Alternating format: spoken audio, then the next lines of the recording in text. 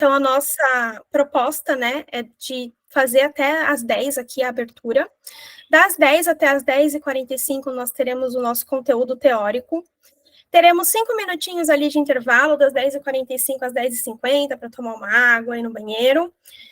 E voltar para a parte mais legal, que é a parte prática, a parte do case, que vai ser das 10h50 às 11h30. E das 11h30 ao meio-dia, nós vamos abrir para perguntas, para tirar dúvidas, e faremos aí um breve encerramento no final, dando alguns recados, tá bom? Bom, aqui eu vou apresentar para vocês as mulheres que fizeram esse workshop acontecer, né, as embaixadoras. Então, temos aqui a Adriana, eu, a Ana, a Maiara e a Thaisa. Então, se caso tiverem alguma proposta, alguma dúvida, alguma sugestão para nós, estamos à disposição de todas. Então, vamos falar um pouquinho aqui das mulheres de produto, né? Não sei se todas que estão aqui já conhecem exatamente o que é a nossa comunidade. Então, o MDP é uma ONG, né, com o propósito de reduzir a desigualdade de gênero no Brasil, criando ambiente seguro e acessível para que todas as mulheres entrem na área e evoluam em suas carreiras, tá? Temos alguns valores, né, muito importantes, inclusive a nossa marca aqui, que a gente sempre divulga nas redes sociais, que é a sororidade, que é ser uma mulher que levanta outras mulheres, né? E temos também outros valores importantíssimos, como o pertencimento, a responsabilidade, a diversidade intencional, ousadia na essência e a sinceridade autêntica. Aqui eu vou falar para vocês sobre alguns impactos que o MDP já fez aí, Brasil afora. Então, nós temos mais de 11 mil mulheres no Slack. Inclusive, quem aqui está participando e ainda não está no Slack, acessa lá o nosso site, pede para se inscrever e entra no Slack, que lá tem bastante troca de conhecimento legal. Mais de 500 ativas por semana, mais de 70 episódios ali de podcasts, mais de 250 artigos publicados, mais de 250 mulheres mentoradas, mais de 200 eventos realizados e mais de 13 mil mulheres impactadas. Quem sabe daqui a um tempo a gente coloca aqui, né, mais de 100 workshops realizados. Muito bom. As nossas iniciativas, né, então, para que todos conheçam tudo que a comunidade faz. Então, hoje temos a nossa atuação ali nas redes sociais, com podcast, diversas postagens ali nas redes, comunicação e artigos. Temos o Medium e as newsletters. Temos projetos em grupos, tem o Linkoff, o Clube do Livro, o programa de mentoria, o MDP Curtas, o workshop, que vocês estão participando hoje, e o curso, que é uma novidade, um spoiler, que eu vou falar daqui a pouco para vocês. Temos os projetos internos também, que é o programa de embaixadora, que a gente participa, a pesquisa e a inovação também. E como captação de receita, nós temos a loja do MDP. Então, mais pra frente eu vou até mostrar o link para vocês, mas acessando o site do MDP, por lá vocês conseguem acessar a loja, ver os nossos produtos, adquirir, e as parcerias oficiais. E aqui um grande spoiler, pessoal, porque isso aqui ainda não foi divulgado, então vocês são as primeiras aqui a saber dessa novidade. Então, o MDP vai lançar um curso. Olha que legal, o tema do curso vai ser do planejamento à escala, aprenda a mensurar produtos, muito voltada aí à nossa atuação, e terão grandes instrutoras aqui, como vocês podem ver, a Thalita Moraes, a Jaque Assano, a Mônica Mello, a Cassie Vilvert, a Thaís Araújo e a Jaqueline Ferola. Então, as inscrições elas vão abrir no início de agosto, fiquem ligadas para ver tudo certinho, todas as informações, e a data de início, já tem data de início, inclusive, dia 5/9. Estamos bem ansiosas aí para poder lançar esse curso. E não podíamos deixar de falar, né, do nosso livro, né, o livro que foi o primeiro livro de gestão de produtos escrito por 30 mulheres brasileiras. Então, é um livro muito bacana, para quem não conhece também. Fica aí a dica, né, para fazer essa leitura, para adquirir, fazer a leitura. É um livro maravilhoso, gente. Eu não li tudo ainda, mas ele é muito bom mesmo. Aqui um pouquinho mais, né, sobre a nossa loja do MDP. Então, 100% dos lucros, né, são revertidos aqui para as nossas ações, que visam reduzir, né, a desigualdade de gênero, e também para manutenção, custos operacionais, né, do que a gente tem para poder proporcionar todas as frentes. Esse aqui é o link, galeriapix.com.br/mulheres de produto. Lá vocês conseguem ver todos os produtos disponíveis. Bom, o que a gente tinha de proposta de abertura é isso. Estamos até um pouquinho adiantadas aqui. Bom, vou dar um bom dia aqui para a Giovana. Bom dia, Giovana. Bom dia, Aline. Bom dia a todas as mulheres que estão aqui hoje. Gente, que prazer estar aqui apresentando esse assunto para vocês. É um assunto que eu gosto muito de falar, então gostaria muito de agradecer, meninas do Mulheres de Produto, pelo convite. Então, muita gratidão de estar aqui hoje. Imagina, nós que agradecemos, né, por você ter aceitado o nosso convite, ter vindo aqui compartilhar todo o seu conhecimento, sua trajetória aí junto com todas essas mulheres. Estamos muito felizes e agora deixo para vocês, estamos à disposição. Estamos com 10 minutinhos adiantadas, então fica tranquilo aí no tempo, qualquer coisa eu vou te dando os toques, tá bom? Combinado, então, pessoal. Eu vou compartilhar minha tela.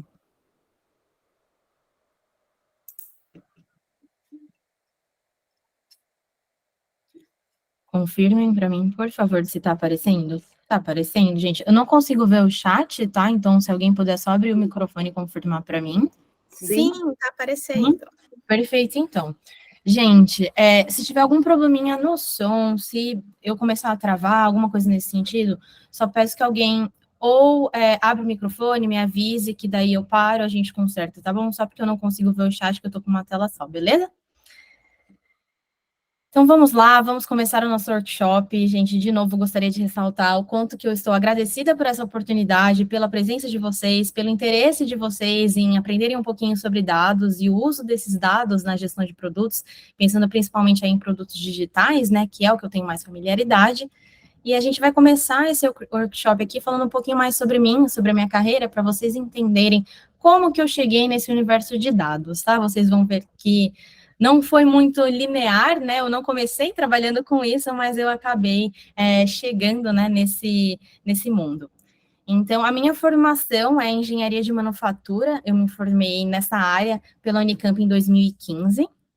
Em 2016, eu comecei a fazer um programa de especialização. É um programa em parceria da Embraer com o ITA, com o objetivo de formar engenheiros, né, que acabaram de sair da graduação, para atuarem no mercado aeronáutico. Então, eu vim da indústria, né, bastante diferente. Após o término desse programa de especialização, eu comecei a trabalhar na Embraer no ano de 2017. Eu trabalhei um tempo como engenheira de desenvolvimento de processos, sempre na diretoria de engenharia de manufatura, mas não muito voltada na parte técnica, eu trabalhava mais numa área de estratégia. Em 2018, eu defendi um mestrado profissional em engenharia aeronáutica e mecânica, de novo, ainda não relacionado a dados, ainda não tinha entrado nesse mundo, mas em 2020 eu comecei a fazer um programa de doutorado em pesquisa operacional, é uma parceria entre o ITA e a Unifesp, e nesse programa, primeiramente, eu comecei a me aventurar na área de ciência de dados, mas eventualmente eu acabei migrando para outro foco e mudei para métodos de gestão e apoio à decisão, porque era um assunto que eu tinha mais interesse, eu achei que estava mais alinhado aos meus objetivos de carreira e também, né, ao meu papel dentro do Nubank, que foi uma empresa onde eu comecei a trabalhar no ano de 2021. Eu entrei no Nubank como analista de negócios e eu estou lá até hoje. Então, tudo que eu vou apresentar aqui para vocês diz respeito a esses aí 2 anos de experiência e sobre a minha vivência até hoje, né, pois ainda continuo dentro da mesma unidade de negócio, ainda trabalhando com dados. Hoje eu não estou tão próxima do produto, né? Mas os meus primeiros aí 2 anos foram muito focados no desenvolvimento de produtos, estive muito perto de vários produtos em estágios de maturidade diferente. Beleza? Bom, mas antes de mais nada, vamos introduzir um pouquinho sobre esse mundo de dados, né? O que é isso? Por que isso é importante? De maneira geral, pessoal, a gente toma decisão o tempo todo, seja no âmbito profissional, seja na nossa vida pessoal. E essas decisões, elas podem ser super complexas, como podem ser super simples, né? Independente do nível de complexidade, a gente quer que essa decisão ela seja a melhor possível. E é aí que os dados entram, né? Esses dados, eles vão nos ajudar para que a gente tome essas melhores decisões. Com eles, a gente consegue fundamentar e justificar uma decisão. Essa decisão ela se torna muito mais defensável. Então, eu consigo, por exemplo, justificar o porquê de eu implantar determinada funcionalidade, de eu disponibilizar, de eu lançar determinado produto e assim por diante. Então, utilizando dados, eu consigo contribuir para, por exemplo, a correta priorização de projetos, a melhor alocação dos meus recursos, uma cultura de experimentação, eu já vou falar um pouquinho para vocês o porquê que isso é relevante, e a minimização dos riscos. Legal. Entendi, né, por que dados são importantes, para que eu contribuo, mas vamos deixar isso um pouquinho menos abstrato, vamos trazer alguns exemplos aqui para tentar tornar essa definição mais tangível? Bora lá, então. Olhando para o primeiro ponto de correta priorização de projetos, se eu tenho acesso a dados de uso do produto, como, por exemplo, uma taxa de conversão, esses dados, eles podem indicar para mim que esse produto ele não possui o que eu chamo de Product Market Fit. O que é isso? Por definição, o Product Market Fit, ele diz respeito ao quanto o meu produto está aderente ao mercado que eu quero capturar, ok? Indo nessa linha, vamos pensar que ao invés, por exemplo, de eu implantar uma pequena melhoria incremental em um produto onde eu já vejo que não tem aderência às necessidades do meu cliente, talvez faça mais sentido eu pensar em uma mudança maior, em uma estrutura de mudança maior, em projetos de melhoria maiores que possam alterar a proposta de valor do meu produto para que ela se torne mais aderente às necessidades dos meus clientes, ok? Olhando para o próximo ponto, que diz respeito à melhor alocação de recursos, se eu tenho uma clara noção de quais projetos vão ser priorizados ou trazem mais impacto para o meu negócio, para a minha empresa, eu consigo dimensionar quais os recursos que eu vou utilizar para isso de uma maneira muito mais eficiente. Poxa, Gi, mas quais são esses recursos? São, por exemplo, as pessoas que vão ser necessárias para a execução de determinado projeto, o investimento requerido para tal, então pensando realmente ali em orçamento, negociação orçamentária e assim por diante. Boa.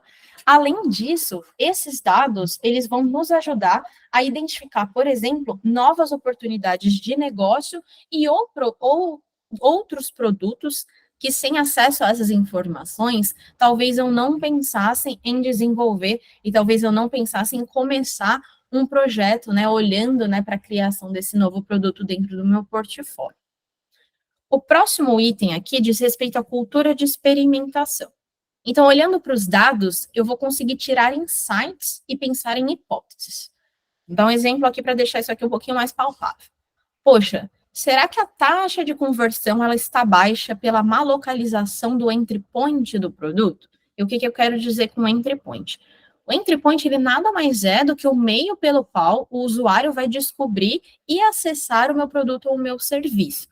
Então, ele é um botão, por exemplo, que direciona para a área do meu produto no aplicativo, para a área do meu site, onde eu vou desenvolver, mostrar meus produtos e capturar um potencial cliente para venda e assim por diante.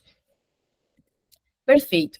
Então, os experimentos, né, os testes, eles vão conseguir investigar essas hipóteses e fornecer essas respostas, se elas estão, né, se essas hipóteses elas são válidas ou não. Agora, olhando para o último ponto, mas não menos importante, que diz respeito à minimização dos riscos, eu gostaria de ressaltar muito isso para vocês, que errar faz parte do processo de aprendizado. A gente erra para aprender, ok? Mas é super relevante para a gente que esse erro aconteça em um ambiente controlado, porque isso vai minimizar meu risco. E quais são os riscos, Gi? É o risco, por exemplo, de perda financeira, impacto negativo para a marca e entre outros riscos associados. Então, por exemplo, vamos supor que eu faça um experimento onde eu estou lançando uma determinada funcionalidade e essa funcionalidade ela vai ser disponibilizada para apenas 1% da minha base de clientes. Essa funcionalidade, infelizmente, ela acabou resultando um resultado negativo para a minha base. Então, os clientes ficaram confusos, ela gerou um ponto de atrito, por exemplo, no meu fluxo de registro, e acabou aumentando a minha taxa, né, de contato com a operação, porque os clientes ficaram com muitas dúvidas. Então, de fato, o risco foi minimizado porque eu expus apenas 1% da minha base a essa funcionalidade nova, ao invés de 100% da minha base de clientes. Então, a experimentação, ela vai nos permitir aprender e errar em um ambiente controlado. Perfeito. Então, a gente entendeu por que dados são relevantes e por que eles são importantes. Então, agora a gente vai para uma pergunta super fundamental. Quais dados? E a resposta é tão simples quanto depende. Depende do quê? Do seu produto, do seu serviço, do seu experimento, do seu teste. Mas aqui eu vou trazer algumas métricas que são comuns no contexto de desenvolvimento de produtos, olhando aqui para produtos digitais. Então, começando primeiro com a taxa de conversão, né, do inglês conversion rate. E aqui eu trouxe a definição de que essa taxa de conversão seriam, por exemplo, dos usuários com acesso a uma ação que eu tenho interesse, quantos por cento finalizaram essa ação. A segunda métrica relevante aqui seria a taxa de clientes ativos, né, em inglês activity rate. Então, dos clientes que aderiram ao produto, quantos por cento são ativos? Terceira métrica importante é a taxa de churn, né, que eu chamo em inglês de churn rate. Então, dos clientes que usavam o produto, quantos por cento deixaram de usar esse produto? E, por último, eu trouxe aqui a taxa de cliques e aberturas, né, click rate, open rate. Então, por exemplo, dos clientes que viram o botão, o e-mail, uma comunicação, quantos por cento clicaram ou abriram, né, se aplicável. Gostaria de ressaltar aqui, gente, que podem existir variações para essas métricas. Então, eu posso ter outro denominador, eu posso usar, por exemplo, o valor não em percentual, ou seja, não relativo a alguma outra coisa e assim por diante. Legal, mas então o que vai me direcionar para esse equacionamento? Como que eu vou, né, montar a matemática da minha métrica? São 3 pontos principais. O contexto do seu produto, do seu serviço, as características e os seus stakeholders, a maneira com que você vai comunicar essa informação. São esses 3 pontos que vão direcionar o formato da sua métrica. Boa. Mas por que essas métricas são importantes? Por que eu trouxe elas como exemplos? Vamos começar aqui pela taxa de conversão. A taxa de conversão, ela é importante para avaliar uma ação, por exemplo, uma adesão, um registro, uma compra, ou qualquer outro aspecto que seja relativo ao meu produto. Com isso, eu vou conseguir observar aspectos como o grau de interesse do meu cliente naquilo que é oferecido e a aderência às necessidades do mesmo. Então, aqui, por exemplo, eu teria uma métrica como o percentual de clientes que fizeram pelo menos uma compra no meu site, o percentual de clientes que solicitaram um consórcio no meu aplicativo e assim por diante. A dica aqui é que uma solução que esteja no estágio de baixa maturidade, ou seja, ela é pouco robusta, ela pode resultar em uma baixa taxa de conversão, mesmo que o cliente, né, o cliente em potencial, tenha interesse por isso. Por exemplo, uma má localização de um call to action ou de um entry point. E o que seria call to action aqui? Seria uma chamada para uma determinada ação, como, por exemplo, um botão de inscreva-se. Então, vamos supor, né, que eu tenho lá no meu site, eu coloquei um texto e etc. O meu potencial cliente, ele pode ter interesse naquilo, mas o meu call to action, o meu botão de inscreva-se, ele está tão afastado da visão do cliente, ele está lá embaixo, ele está mal posicionado, ele está numa cor que não chama atenção, que o cliente não acha esse ponto de entrada, né, para conseguir consumir o meu produto, o meu serviço. Então, quando a gente fala de taxa de conversão, a gente está pensando aqui no conceito de adoção. Legal, vamos falar da nossa segunda métrica, que é a taxa de clientes ativos. A taxa de clientes ativos, ela é importante para avaliar a interação do cliente com o produto.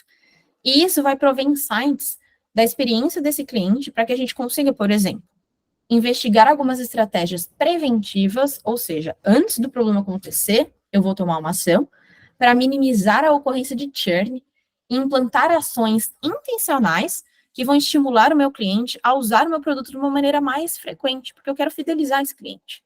Então, um exemplo aqui seria percentual de clientes registrados que visitaram o Facebook via web, aplicativo ou celular nos últimos 30 dias. A dica aqui é o seguinte: definir esse conceito de cliente ativo pode ser muito desafiante, pode ser subjetivo, depende muito do seu produto e da característica dele. Legal, então como que eu posso fazer isso de uma maneira mais eficiente? A minha dica é você se atentar ao propósito principal do seu produto e como que ele vai influenciar nas receitas e nos custos da sua empresa. Além disso, o time frame, por exemplo, no caso aqui, a gente falou dos últimos 30 dias. Isso também pode ser um problema, pode ser difícil para você pensar, poxa, é 30 dias, né? Não é um mês, são 3 meses, é mais do que isso, é menos que isso. Então, aqui a dica é atentar-se muito à proposta de valor do seu produto e a gente vai falar um pouquinho mais sobre isso na métrica de churn, que também tem uma dica relacionada a esse aspecto. Então, só retomando o ponto que quando a gente fala de taxa de clientes ativos, a gente diz respeito à questão de engajamento, né? O quanto que esses clientes, de fato, estão usando o nosso produto de uma maneira mais frequente. Olhando para a nossa próxima métrica, temos aqui a nossa taxa de churn. O churn ele é importante para entender o grau de aderência do nosso produto às necessidades do cliente, não olhando para o curto prazo. Aí eu estou pensando em médio prazo e longo prazo. Isso é importante para direcionar os meus esforços para oferecer melhorias, benefícios que possam manter o meu cliente satisfeito, à medida em que o meu produto e as tecnologias associadas estão evoluindo. E as tecnologias em produtos digitais, elas evoluem muito rápido, então eu preciso manter esse ritmo, eu preciso estar atenta a isso. Um exemplo seria o percentual de clientes que cancelaram a assinatura do Clube do Livro após 3 meses. A dica aqui é o seguinte: definir o que a gente chama de tenure, ou seja, o período de tempo em que uma pessoa está exposta a determinada situação, definir esse tenure necessário para calcular a taxa de churn pode ser um desafio. Então, de novo, aqui a gente está olhando para um aspecto de tempo. Assim como na métrica de clientes ativos, é importante a gente se atentar ao período necessário para que o cliente realmente capture a nossa proposta de valor, né? Capture essa proposta em sua completude. O que eu quero dizer com isso? Vamos trazer aqui o exemplo da assinatura do Clube do Livro. Vamos pensar que esse Clube do Livro, todo mês você vai receber um livro, você vai receber um brinde, você vai participar de fórum com outros leitores, você vai ter oportunidade de ter desconto, por exemplo, em palestras, eventos com escritores, coisas nesse sentido.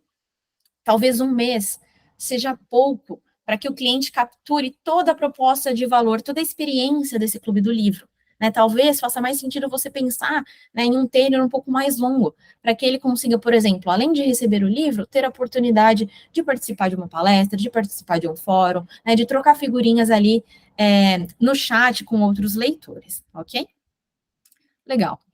Olhando para taxa de cliques e aberturas, isso é importante para avaliar o quão efetiva são as suas estratégias de comunicação e marketing e os call to actions, né, que eu falei um pouquinho antes para vocês. Isso é relevante para que a gente consiga investigar potenciais problemas, então, como uma baixa taxa de conversão. Esses problemas, eles podem se referir, por exemplo, a uma falta de conhecimento do meu cliente quanto ao produto e proposta de valor, ou uma falta de aderência às necessidades e uma baixa competitividade do meu produto perante o mercado. Quando a gente fala de falta de conhecimento, a gente está pensando muito mais em focar num aspecto que chama awareness. E o que é awareness? Awareness é uma fase em que os clientes em potencial estão se deparando com a minha marca e o meu produto pela primeira vez. Então, eles ainda não têm uma opinião formada sobre isso, eles apenas têm ciência da existência. Quando a gente fala de falta de aderência, né, às necessidades do mesmo, a baixa competitividade do meu produto, a gente está pensando muito mais de um foco no que eu chamo de consideration. Então, consideration é a fase em que os clientes, eles realmente consideram fazer um negócio com a minha empresa, ok?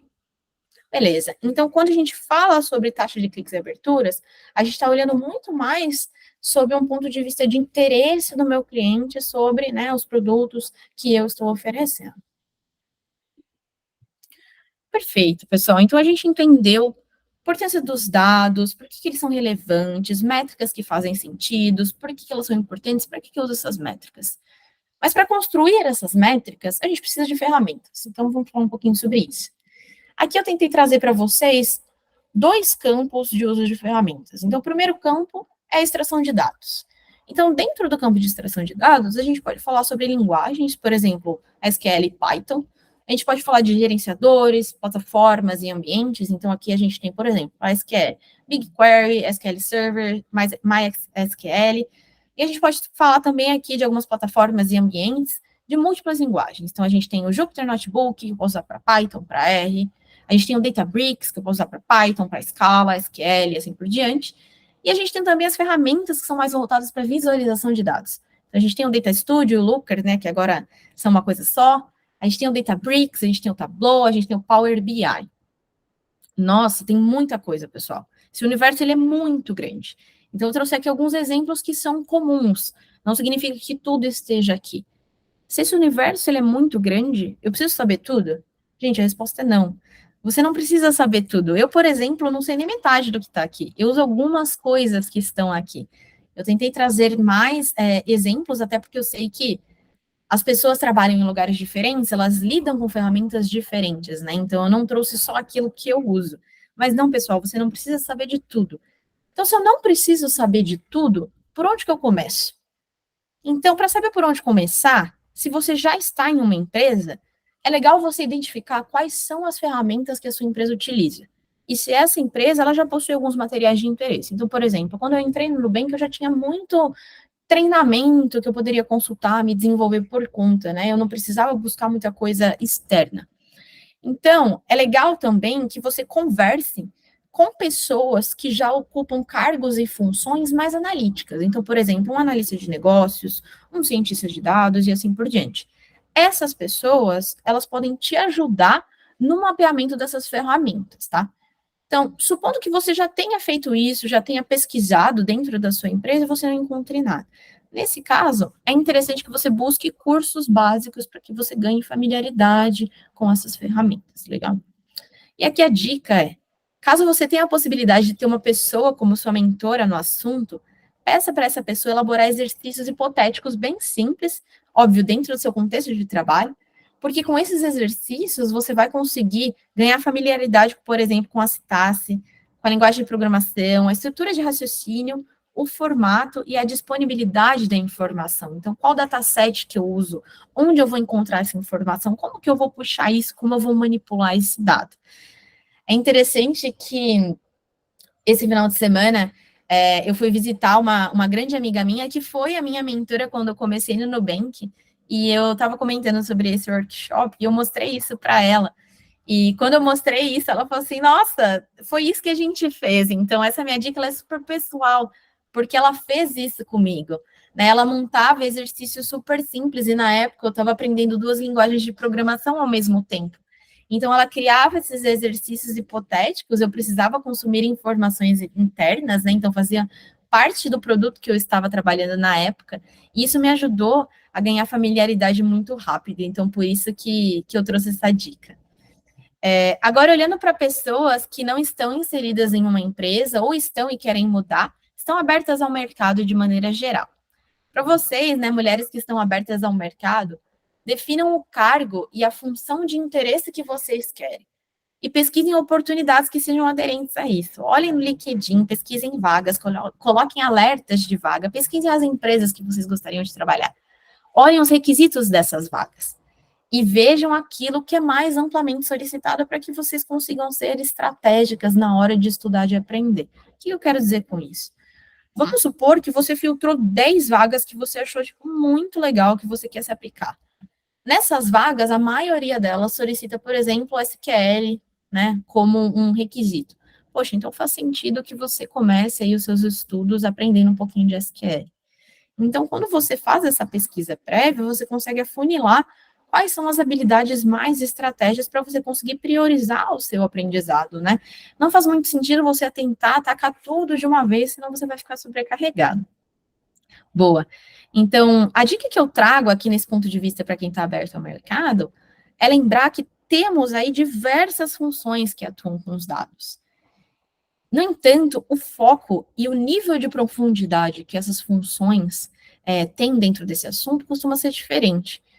Além disso, para algumas atividades em específico, pode existir uma interseção. Então, por exemplo, um analista de negócios e um cientista de dados. Em alguns pontos, eles podem estar olhando ali para a modelagem, um em maior grau de profundidade, um em menos. Um analista de negócios e um analytics engineer, ambos podem, por exemplo, criar um dataset, né, mas com um nível de profundidade e com um foco diferente. É super importante aqui a gente lembrar uma dica geral, independente se você já está numa empresa ou se você está aberta ao mercado. A depender do seu cargo, do cargo que você vai ocupar ou do cargo que você já está, você não precisa ter um amplo domínio, você não precisa ser expert naquilo. Com o básico, você já tem muita autonomia. Então, vamos supor que você trabalha aí no desenvolvimento de produtos ou você é uma pessoa designer.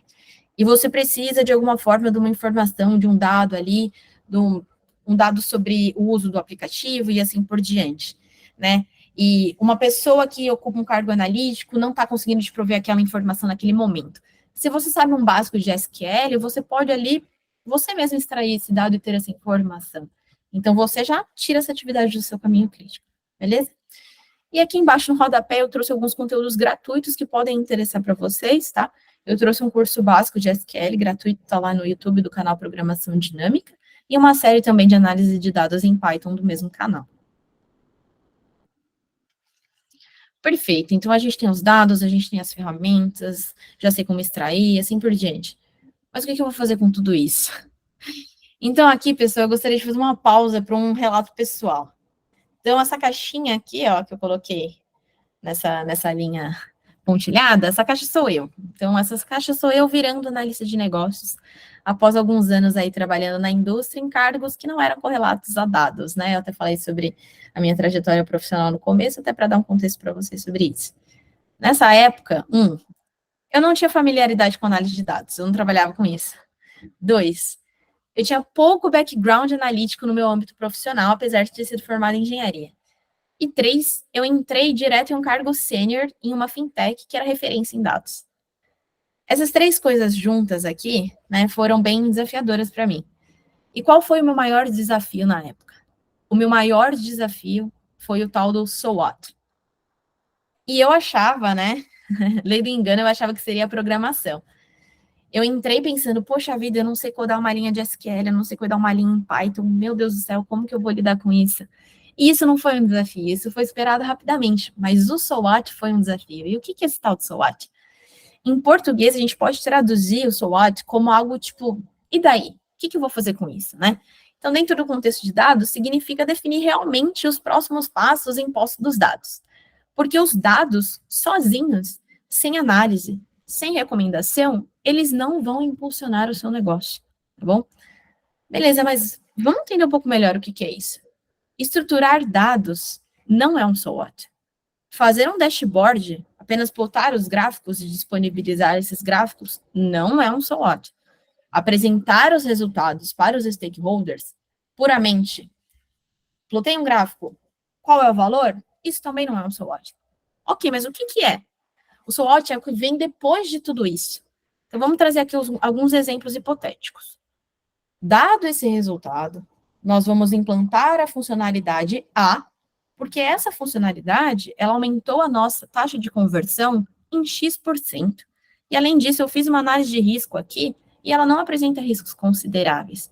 E ela tem um potencial super legal de impactar o nosso P&L, né, positivamente, em Y dinheiros. Sendo o P&L, né, o Profit and Loss Statement, demonstrativo de lucros e perdas aí da minha empresa. Outro exemplo. A nossa taxa de churn, ela vem aumentando ao longo dos meses, né? Isso pode estar relacionado ao lançamento do novo produto da concorrência. Então, o que eu vou fazer aqui? Eu vou fazer uma pesquisa com uma base de clientes e uma análise de competitividade para entender melhor esse cenário. Esse exemplo aqui, ele mostra que um SWOT, ele não precisa trazer já uma resposta. Um SWOT, ele pode definir o que eu vou fazer para encontrar essa resposta. Como, por exemplo, nesse caso, uma pesquisa com os meus clientes para entender por que a minha taxa de churn vem aumentando. Boa. Mas por que é tão complicado pensar nesse tal de so what, agora que a gente entendeu esse conceito? Por que isso é tão difícil? Primeiro, cada produto tem um contexto específico. Segundo, geralmente existem muitas variáveis, internas quanto externas. Terceiro, desenvolvimentos de produtos ocorrem em paralelo, que vai dificultar um pouco a gestão de recursos, para, por exemplo, você fazer um teste, tocar um experimento. Quarto, as tecnologias evoluem muito rapidamente. Então, uma decisão que eu tomei hoje, ela pode durar muito pouco, porque surgiu uma nova tecnologia que eu quero incorporar, e daí eu preciso revisitar essa decisão. E, por último, o mundo digital é rápido, e a gente aprende constantemente. Então, pode ser que eu tenha aprendido uma coisa nova e eu vou incorporar esse aprendizado. Então, juntando todas essas questões aqui, o SWOT se torna muito complicado. Qual que é a dica, então, para... Gente, eu estou ouvindo um retorno. Alguém está falando alguma coisa? Não? Não, viu, gente? Beleza. Eu não sei se alguém deixou vazar algum áudio aí. Não, perfeito. Era só para checar se estava tudo certo, né? Que eu tô Tá aqui, ó, certo. animada falando, A gente já está com bastante pergunta aqui para a hora das perguntas, viu? emocionada. Então, teremos um momento exclusivo para isso. Sim, sim. Boa. Pode continuar aí. Tendo isso tão complexo, quais são as dicas, né? Então, as dicas para vocês, mulheres, se aprofundarem em uma análise. Vocês podem fazer benchmarking com produtos similares, tá? Entender, né, o que foi feito ali, o que foi investigado, qual teste que foi aplicado, né, o que eles descobriram quanto a isso. E vocês podem ganhar mais contexto de alguns aspectos desconhecidos que podem influenciar no lançamento do seu produto. Como, por exemplo, produtos que podem estar canibalizando o seu, né, produtos que foram lançados recentemente que de alguma forma podem desengajar os seus clientes, aumentar a sua taxa de churn e assim por diante. Você pode também consultar os seus pares, né, colher opiniões, debater ideias, né, mais cérebros pensando junto. E você pode também analisar os seus dados com bastante calma, pessoal. Não tenham pressa para olhar para os seus dados, né? Tenham calma, olhem, pensem, tenham ali um processo analítico, um processo criativo para ter insights. E a dica para prover recomendações é ter clareza do seu objetivo, né? O que você quer com isso, com essa análise, com o lançamento desse produto e assim por diante. Definir bem os seus indicadores de performance do produto, né? Performance do lançamento da campanha. Documente análises prévias para que você se lembre o que foi feito, por que foi feito e qual foi a conclusão. E registre as decisões que foram tomadas, pessoal. O ambiente de trabalho, ele costuma ser tão dinâmico que, às vezes, várias coisas acontecem em paralelo e a gente acaba se esquecendo do que a gente fez e do porquê que a gente fez, tá?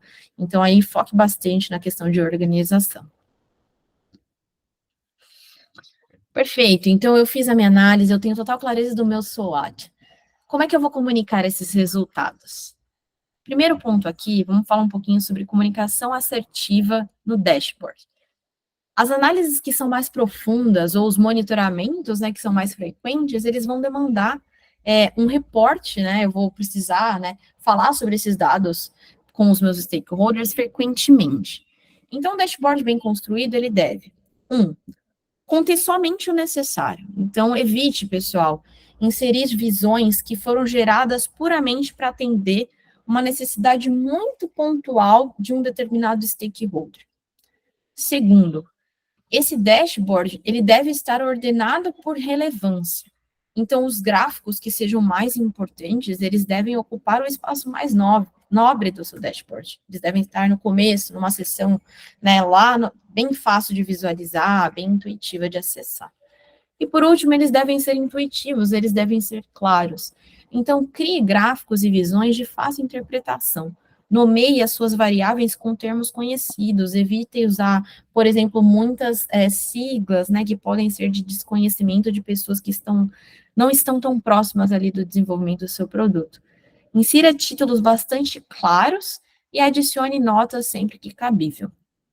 Uma dica importante aqui é: não assuma que pelo seu dashboard existir, as pessoas interessadas no seu produto vão proativamente consultá-lo para saber como estão as métricas. Em algumas situações e para determinados stakeholders, não faz nem sentido você enviar esse dashboard de maneira integral, do tipo, olha pessoal, olha aqui meu dashboard. Às vezes não é isso que vai acontecer, principalmente para fóruns muito sêniores. Então, a segunda dica aqui diz respeito a apresentações e fóruns executivos. Para esse aspecto, a minha dica é você organizar a sua linha de raciocínio com bastante clareza. Existem outros frameworks para isso, mas eu trouxe um aqui bastante simples, mas funcional, na minha humilde opinião. Nesse framework, nesse template, o primeiro ponto seria, por exemplo, você falar sobre o objetivo da sua análise ou do seu monitoramento. O segundo, o método que você utilizou. O terceiro, apresentar os resultados. O quarto, a conclusão e a sua recomendação. E o quinto, os próximos passos, se você tiver.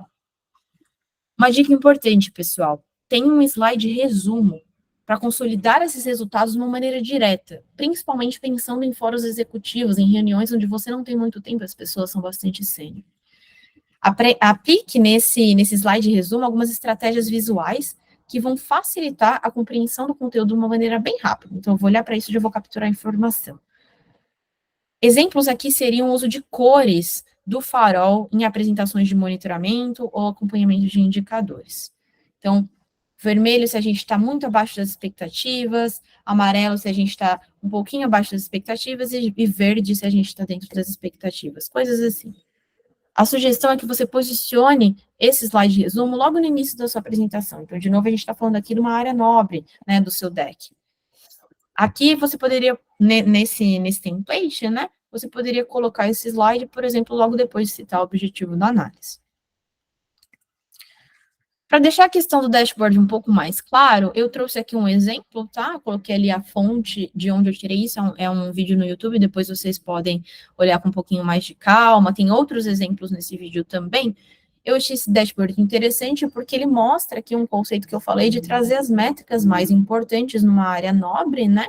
Então, ele colocou aqui no lado esquerdo, com o label, né, performance geral, as principais métricas, e ele também colocou um código de cores para facilitar a compreensão e a rápida captura da informação.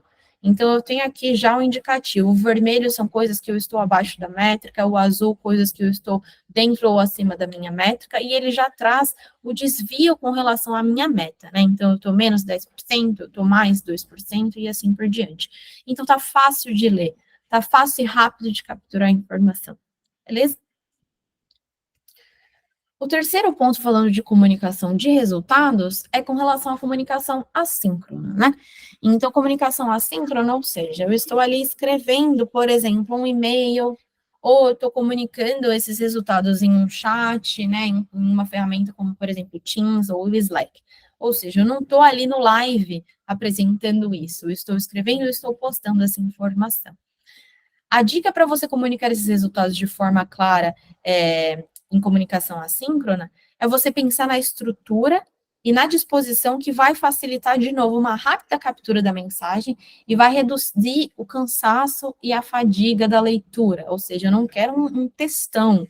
O textão cansa, o textão é aquela coisa, pessoal, não vou nem ler isso. Então, estratégias aqui seriam, por exemplo, você usar sessões, marcadores, né, segmentação e destaque de palavras. Você também pode optar, né, por títulos de mensagem que sejam bastante intuitivos e, de novo, fazer um resumo no início. A dica aqui é, se possível, inserir links com detalhes relevantes, caso alguma pessoa queira se aprofundar. Então, você não precisa trazer todos os detalhes daquela análise. Você pode falar, por exemplo, pessoal, mais informações aqui, ó, nesse documento onde eu falei tudo que eu fiz no detalhe, coloquei os gráficos e assim por diante. Você também pode aproveitar o campo de comentários, né? Pensando, por exemplo, ali que você está postando numa thread, assim por diante, para você acrescentar informações menos prioritárias, tá? Para minimizar o tamanho da sua mensagem principal. Então, aqui eu trouxe um exemplo de uma mensagem que, na minha humilde opinião, está bem estruturada, né? Então, eu coloco o título em negrito, né? Campanha de lançamento do produto, resultados. Já trago o resumo também numa letra um pouco mais destacada. Qual é o resumo? Campanha gerou um bom engajamento, aumentando a taxa de conversão em 15%, sendo que o target é 10%. E logo abaixo vem o corpo da mensagem. Então, boa tarde, esse aí são os principais resultados da campanha de lançamento do produto X. As métricas principais são: 1, conversão, que aumentou em 15%, de novo a gente está usando uma cor aí para dar destaque para o número, superando o target em 5 pontos percentuais. 2, taxa de contato com conversão, de novo, está dentro do limite, mesmo código de cores para mostrar qual é esse limite, menos de 5%. E daí, de novo, a gente usa a estratégia, né, do campo de comentários. Métricas secundárias, aderentes ao target previsto no plano de rollout. Então, aqui a gente coloca um link para o documento, caso alguém queira ler o que era esse plano de rollout. E os detalhes estão na thread. Então, na thread eu posso colocar, né, lá no campo de comentários, quais são essas métricas secundárias e os valores. Então, métrica secundária A, 10%, sendo que o target era 15%, e assim por diante. Caso tenham dúvidas, vocês colocam à disposição. E é isso, pessoal. Uma mensagem enxuta e bastante informativa. Boa. Legal, pessoal. Falamos bastante aqui sobre dados, importâncias, métricas, como utilizar, como comunicar, mas bora aprender praticando, que eu acho que está todo mundo ansioso para botar a mão na massa. Mas Bora, antes da gente botar, pessoal, antes da gente botar a mão na massa, intervalo, né? Sim, isso que eu ia falar. Nós estamos 15 minutinhos adiantadas, isso é muito bom, porque a gente vai ter aí uma tranquilidade para fazer as atividades. Vamos fazer, então, um intervalo de 5 minutos. Vou deixar aqui o cronômetro contando na telinha para a gente ter uma indicação. E daqui 5 minutos nós voltamos, então, e começamos com a parte mais legal aí do workshop. Boa, pessoal. Bora lá, então. Bora, pessoal.